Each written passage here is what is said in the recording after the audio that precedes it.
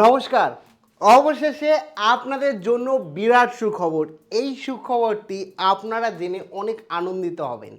পুনরায় বৈঠক হলো রাজ্যে অন্নপূর্ণা যোজনা নিয়ে, এবং সেটা আপনাদের জন্য আপনাদের অনেকের প্রতিবাদের কারণে, যেখানে প্রায় সকলেই এই অন্নপূর্ণা ভাণ্ডার পেতে চলেছেন, যেটা রাজ্যের চূড়ান্ত সিদ্ধান্ত নেওয়া হলো। সমস্তটা জানাবো যে অন্নপূর্ণা যোজনার নতুন নিয়ম এবং আপডেট সম্পর্কে, সরকারি বৈঠকে কারা টাকা পাবেন, কাদের আবেদন বাতিল হলো এবং আটকে থাকা সমস্যা কিভাবে মিটবে, সমস্তটাই জানিয়ে দেওয়া হলো। একই সাথে সরকারি নির্দেশিকা এবং নাগরিকদের সহায়তায় অফিসিয়াল সাপোর্টও তৈরি করা হলো। সমস্তটা আপনাদের জন্য, এবং এই ভিডিওটা করতে আমিও অনেকটা হ্যাপি, কারণ এখন আর এই বাড়ি কত আছে, জমি কত আছে, এই নিয়ে আর জটিলতা থাকবে না। প্রত্যেকের জন্য একটা স্বচ্ছ সিদ্ধান্ত রাজ্য সরকারের তথা মুখ্যমন্ত্রীর। সমস্তটা বিস্তারিত এই ভিডিওতে আপনাদের সঙ্গে আলোচনা করব। কাজে এই ভিডিওটি প্রথম থেকে শুরু করে শেষ পর্যন্ত ওয়াচ করুন। ভিডিওটি ভালো লাগলে অতি অবশ্যই একটি লাইক প্রদান করুন। আমাদের পরিবারের সদস্য না হয়ে থাকলে এই যে কালো রঙের সাবস্ক্রাইব বাটন রয়েছে, এই সাবস্ক্রাইব বাটনে ক্লিক করে পাশের বেল আইকনে ক্লিক করে অল নোটিফিকেশনে ক্লিক করে রাখো, যাতে সমস্ত ইনফরমেশন সবার প্রথমে সম্পূর্ণ বিনামূল্যে আপনারা পেয়ে যেতে পারেন। আর সাবস্ক্রাইব করতে কিংবা বেল আইকনে ক্লিক করতেও কোনো রকম টাকা লাগে না, সেই কারণে অবশ্যই সাবস্ক্রাইব করে রেখো। তো একে একে বিস্তারিত তোমাদের প্রত্যেককে বলে দেখুন, একাধিক নিয়ম তৈরি হয়েছে, তার মধ্যে কারা অগ্রাধিকার পাবেন মূল নিয়মাবলী। এই 19শে মে প্রাথমিকভাবে নোটিফিকেশন অনুযায়ী প্রকৃত ও মহিলাদের অগ্রাধিকার দেওয়া হয়েছিল। সেরকমই বলা হয়েছে 25 থেকে 60 বছরের মধ্যে যারা রয়েছেন তারা প্রত্যেকে এই অন্নপূর্ণা ভাণ্ডারের সুবিধা পাবেন, এবং একই সাথে ভোটার কার্ডের যাদের নাম রয়েছে, সিসি লিস্টে যাদের নাম রয়েছে তারা প্রত্যেকে, ভোটার কার্ডের যাদের নাম রয়েছে তারা প্রত্যেকে, বা যারা ট্রাইব্যুনাল রয়েছে তারা প্রত্যেকে কিন্তু এই অন্নপূর্ণা ভাণ্ডারের সুবিধা পাবেন। অর্থাৎ মাসিক 3000 টাকা সরকারি প্রকল্পের দরুন আপনারা পাবেন। এবং বলা হচ্ছে ইনকাম ট্যাক্স দেওয়া চলবে না। যারা ইনকাম ট্যাক্স দেন, অর্থাৎ ইনকাম ট্যাক্স মানে কি, মানে বছরে 12 লাখের ওপরে আপনারা ইনকাম করছেন, যারা মানে মাসে 1 লাখের বেশি ইনকাম করছেন, 12 লাখের ওপরে যারা ইনকাম করছেন তাদের ইনকাম ট্যাক্স দেওয়া থাকলে তারা কিন্তু এই 3000 টাকা মাসিক সরকারি ভাতা বা প্রকল্প হিসাবে পাবেন না। আপনি যদি এই শর্ত পূরণ করেন তবে আপনার আবেদন অনুমোদনের পথে। এটাই এখন নতুন বৈঠকের পর চূড়ান্ত সিদ্ধান্ত হয়েছে। কেমন লাগছে আপনাদের অবশ্যই জানিয়েন। এবার বলা হচ্ছে বড় স্বস্তি, ইআই রিজেক্টেড বাতিল, মানে যেটা ইআইয়ের কারণে যে 3টে বা তার বেশি পাকা ঘর থাকলে ইআই বাতিল করেছিল নির্দেশিকা অনুযায়ী। 50 ডেসিবেলের বেশি জমি যদি থাকে তাহলে বাতিল করেছিল। একই সাথে পরিবারের জিএসটি প্রদান যেটা ছিল সেটা বাতিল হয়েছিল, কেউ যদি পরিবারের জিএসটি থেকে থাকে। তো এগুলোকে সব অবশেষে বাতিলের খাতায় করে দেওয়া হলো। এখন এই কারণগুলোকে দেখিয়ে যাদের আবেদন রিজেক্ট বা আন্ডার ইনকোয়ারিতে ছিল ও করা হয়েছিল তাদের আবেদন আর বাতিল হচ্ছে না। তাদের আবেদন ইনকোয়ারি অফিসার বাড়ি গিয়ে ভেরিফিকেশন করলেই সম্পূর্ণভাবে অ্যাপ্রুভ হয়ে যাবে। বাড়ি বয়ে গিয়ে মানে ইনকোয়ারি করলে হতে পারে, বাড়ি এসে করেনি, কোনো জায়গায় আপনাকে ডেকেছে বা পঞ্চায়েত বা মিউনিসিপ্যালিটিতে গিয়ে আপনাকে ভেরিফিকেশন করতে বলেছে, ভেরিফিকেশনের পরে আপনার কিন্তু অ্যাপ্রুভ হয়ে যাবে। এইগুলো পাকা বাড়ি কটা রয়েছে, 50 ডেসিবেলের বেশি জমি রয়েছে, জিএসটি প্রদান রয়েছে, এগুলো কোনো ম্যাটার করে না। এবার বলে রাখি কাদের আবেদন তো স্থগিত।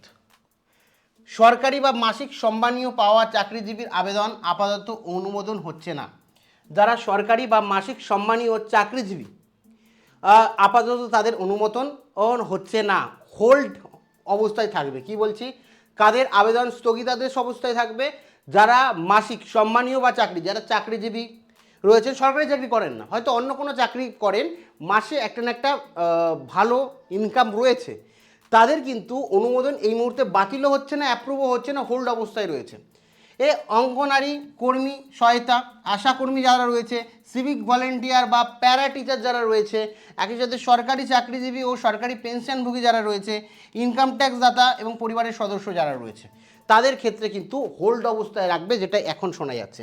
এদের আবেদন সম্পূর্ণভাবে বাতিল হয়নি, কিন্তু সরকার সিদ্ধান্ত না আসায়, সরকারের নির্দেশ না আসায়, পরবর্তী সরকারি নির্দেশ না আসা পর্যন্ত অ্যাপ্রুভ না করা হবে না। যারা ইতিমধ্যে টাকা পেয়েছেন তাদের ক্ষেত্রেও এই সিদ্ধান্ত ও হবে, যা পরে জানানো হবে যে আপনাদের ক্ষেত্রে কি হবে, পরে জানানো হবে। আপনাদেরটা অ্যাপ্রুভও হচ্ছে না, আবার রিজেক্টও হচ্ছে না, হোল্ড অবস্থায় রয়েছে। যারা একটা মাসিক ইনকাম করেন, মাসে একটা নির্দিষ্ট পরিমাণ টাকা আপনার ব্যাঙ্ক অ্যাকাউন্টে ঢোকে, সেটা সরকারি হোক কিংবা সরকারি আন্ডারটেকিং হোক, তাহলে আপাতত আপনাদের কিন্তু স্থগিত হবে। ঠিক আছে, এবার স্ট্যাটাস আন্ডার ইনকোয়ারি বা রিভার্ট করলে কি হবে।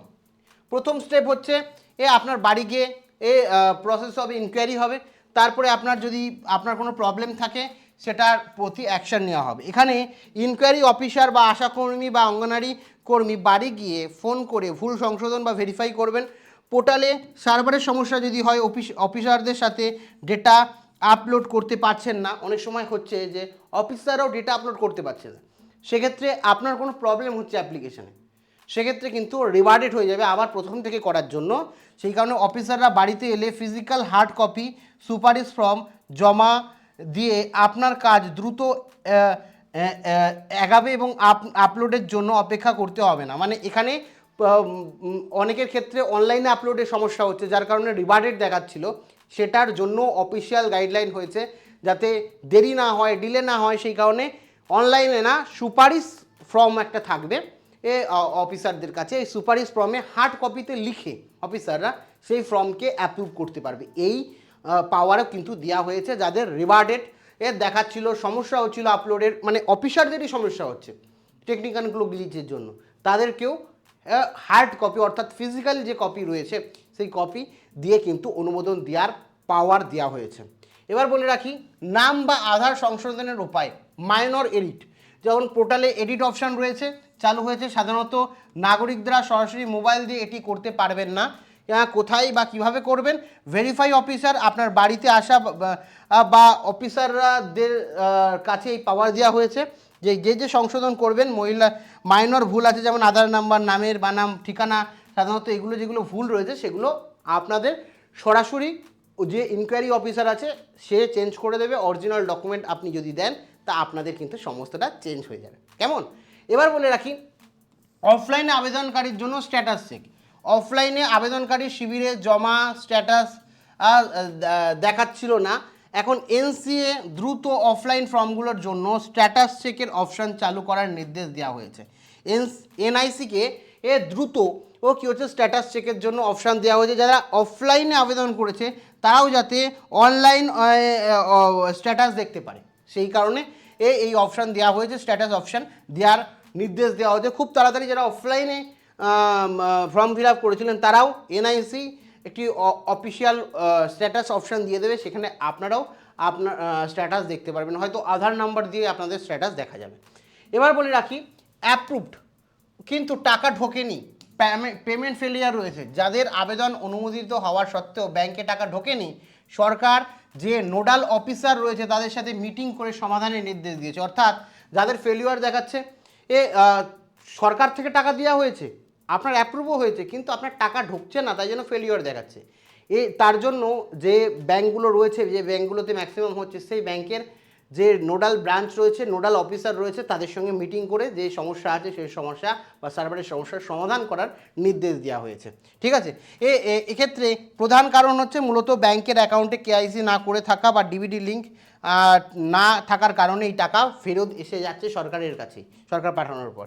বিডিও বা এসডিওর মাধ্যমে ব্যাঙ্কগুলোর সাথে সমন্বয়ে ইমিডিয়েট পেমেন্ট ছেড়ে দেওয়ার ব্যবস্থা করা হচ্ছে, যাতে আপনার ব্যাঙ্কগুলোতে আধার লিঙ্ক এবং কেআইসি ঠিক থাকে, সেগুলোতেও আপনাকে নজর দেওয়ার কথা বলা হচ্ছে।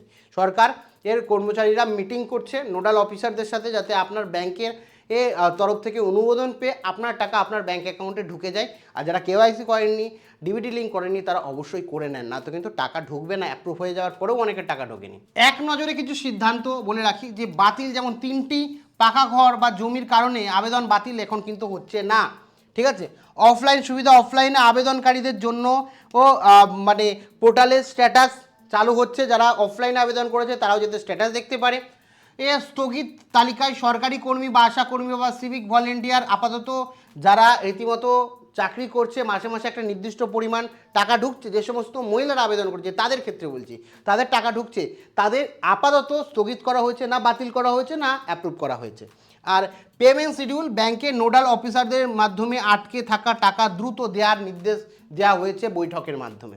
তো এই চারটে মূলত সিদ্ধান্ত নেওয়া হয়েছে নতুন, যার কারণে আপনাদের অতটা চিন্তার বিষয় নেই। ঘরে কটা রুম আছে সেই নিয়েও অতটা চিন্তার বিষয় নেই, 3টে রুম থাকলেও আপনারা পাবেন, এই সিদ্ধান্ত কিন্তু হয়েছে। তো বাদবাকি সমস্তটা বললাম। এখনও যদি কোনো জিজ্ঞাসাবাদ থেকে থাকে অবশ্যই আপনারা কমেন্ট সেকশানে কমেন্ট করে জানাতে পারেন। এটা আপনাদের জন্য একটা খুশি খবর, খুশির ইনফরমেশান। বাদবাকি আপনাদের বিষয়টা জেনে কেমন লাগছে অবশ্যই জানিয়েন। এর মধ্যে কোন কোন বিষয়গুলো আপনার ভালো লেগেছে এবং কোন পয়েন্টটা আপনার মনে হচ্ছে যে এটা করা একেবারেই ঠিক হয়নি, অবশ্যই কমেন্ট সেকশানে কমেন্ট করে জানাতে পারেন। Thank you.